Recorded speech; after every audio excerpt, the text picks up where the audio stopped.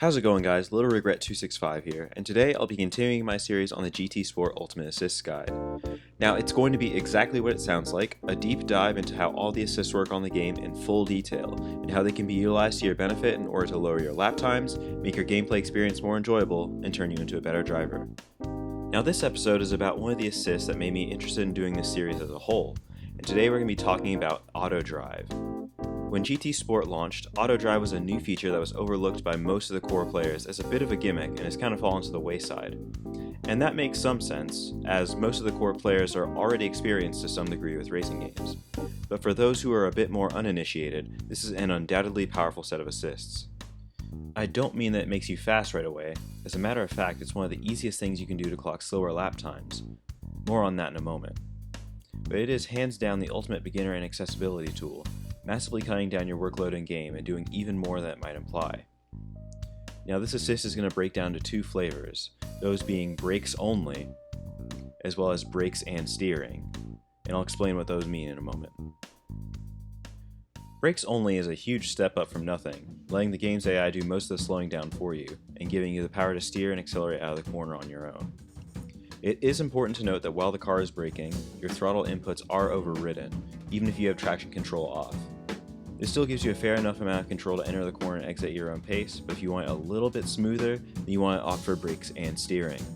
This one's a little bit misleading because you still have to make some steering effort in order to clear a corner, but the game's AI smooths out and interpolates your steering inputs to make the corner, while also applying a secondary traction control effect throughout. Where brakes only is a lot easier to drive than nothing, I was able to stand entirely on the gas pedal and steer very lazily on brakes and steering, and I was still setting somewhat decent laps. And before I forget to mention it, I did most of my testing with Auto Drive on a DualShock 4 controller, though I also put it through its paces on my Thrustmaster 250 wheel, and the results were largely the same. There are a couple important things I have to address before I move on, the first of which being the handling for off-road courses. Now, there are multiple quirks with how it behaves, and to best explain it, let's look at how it works. So it obviously does all the things I just mentioned, based on the best line for the track. And the best line that's programmed into the track may not be the actual fastest path for multiple reasons. With that said, the Auto Drive will get a little bit overprotective in most cases on the gravel tracks, and the steering in particular constantly tries to keep the car facing forward even when it's optimal to get just a little bit sideways. You also have an additional issue with certain cars on brakes only that comes down to technique. If you are on the gas pedal when the auto braking phase finishes, the car will naturally start accelerating again, and even with other assists enabled, you sometimes get a lot of understeer or oversteer depending on the car and the settings that you have. This is just physics at work. It's kind of normal, but it is something you want to watch out for. Make sure that when you notice the system start to slow down, let off the gas pedal until it's safe to start speeding up again, which is normally once you're near the exit of the corner. This doesn't happen as much with brakes and steering engaged because of the whole secondary traction control thing I mentioned earlier, but on gravel it can still be a problem. Finally, you have the issue of passing tougher AI opponents in the turns. This is an issue exclusive to brakes and steering and honestly shouldn't bother most people who are using the assist. But for clarity, because the lines that Auto Drive follows are the exact same lines that the AI follow, it makes it difficult to maneuver around the AI opponents through the corner, leaving most passing to be done on the straightaways. If you're using brakes only, you should still have enough ability to maneuver around this problem. There are a couple of good uses for this in my mind.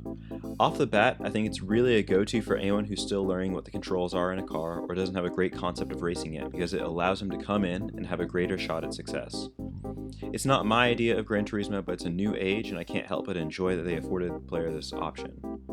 The other side of the coin is that these assists, along with customizable controls, mean that you can drive the car with only one hand and a minimal amount of buttons if needed.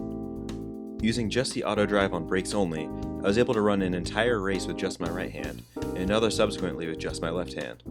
I wasn't quite as fast as normal, but the ability to do that and having next to no muscle memory while still running a clean race is remarkable and speaks to the effectiveness of the assist.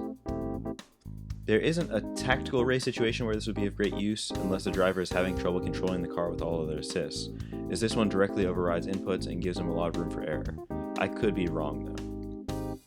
While it is allowed in sport mode, this cannot be used in any driving school missions, some mission challenges, and is sometimes banned in lobbies as well, so be wary to check the rules, and if you're having trouble online, stick to the single player and just try to learn and gradually get more comfortable slowing down for the corners. I mentioned a second ago that I was able to play the game with one hand while I was on auto drive. I'll go ahead and show you really quick how you can alter your control scheme to allow this in game, and while I have two particular presets, one for each hand, the possibilities are almost endless. The first thing you want to do is go into any menu on GT Sport and hit the options button. Once your profile menu is on screen, you'll go to the lower left corner and select the options tab. Once there, you'll be able to select controllers from the tabs on top and select wireless controller for first player. This will bring up a diagram of the controller where you can change the button assignments for racing.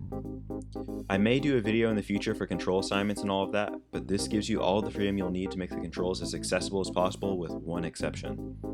The steering controls are locked to the three choices that they give you, so if you want an alternate steering method, you will have to use a PS4's accessibility menu to activate custom button assignments for the analog stick or D-pad. Now that little detour is over, I will return you back to your regularly scheduled program. The downside to trying to get faster with this assist is that it is the most invasive and it can severely slow your pace if you're not careful. The first thing to do in order to get faster is to take a couple offline races and experiment with a brake only for auto drive. Auto drive with steering is helpful for initial learning and it's excellent in all honesty, but if you want to get faster and make passes, you have to learn how much to turn for each corner. One of the best ways to pick up the pace from there is to use the brake indicator along with auto drive and use the brakes in tandem with the system. Once you feel comfortable enough with the course, try turning auto drive off entirely and use the brake indicator to slow down for the turns. This will give you the most agency on how fast you want to go through all parts of the corner and is the first step to becoming a faster driver. I would also recommend checking out the driving school missions in order to get more comfortable in racing situations without the assist. And remember, each car is going to be a little bit different, so once you learn the track, always be sure to adjust your braking points for which car you're driving. In summation, this is probably the biggest accessibility tool available within GT. However, it's not particularly useful to anyone beyond an amateur level, as having the ability to control your braking and turning to achieve faster laps is the essence of circuit racing.